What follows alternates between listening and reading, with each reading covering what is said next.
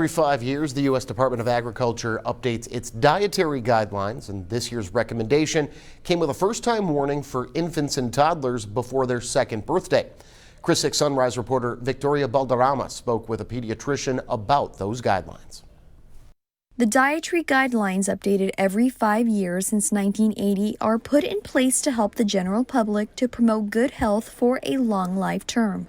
This is true for older people who think back to how they grew up. A lot of these kids were not raised like we were when we were young, and they don't eat a lot of salads or a lot of vegetables. Didn't have much candy. We had a lot of vegetables and stuff and good food. But others are willing to satisfy a craving. Lightnin, who has grandkids visit from time to time, says he'll feed them healthy foods, but they have their own appetites. All she eats is mac and cheese and canned ravioli, so that's not too healthy, I guess. But that's what she likes. She's a kid.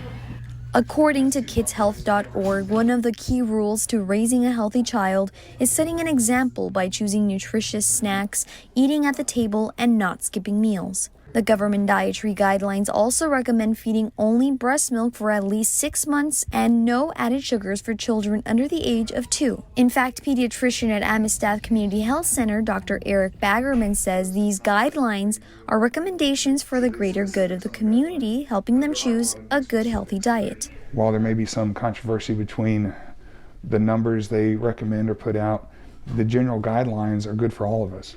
And it seems most parents agree that learning healthy habits starts at home at a young age.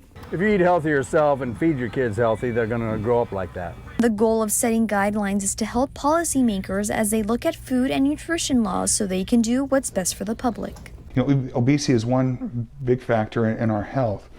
Diet is the biggest contributing factor to that, so it's important that we focus on that. While advice like loading up your plate with fruits and vegetables sounds familiar, Dr. Baggerman explains keeping everything in proportion is essential. Using the Choose My Plate method can be useful. That just uses your hand and says, hey, this is the size of a protein serving, this is the size of a carbohydrate serving. And in case you didn't know, Dr. Baggerman says you should be looking at the outside edges of the supermarket for healthier foods. Victoria Balderrama, Chris 6 Sunrise.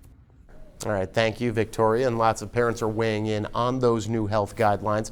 We'd love to hear your thoughts on our Chris 6 News Facebook and Twitter pages this morning.